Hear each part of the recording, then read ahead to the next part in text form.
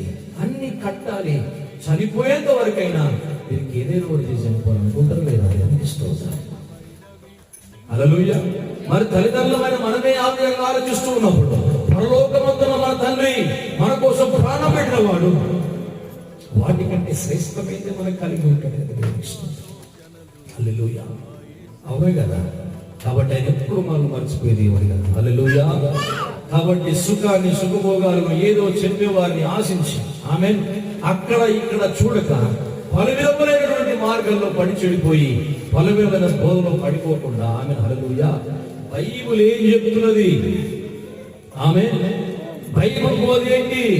యేసుక్రీస్తు ఏమై ఉన్నాడు, ఆయన మార్గం ఏంటి? హల్లెలూయా. తెలుసుకొని ప్రభువులో మనం జీవించడం మంచిది. హల్లెలూయా.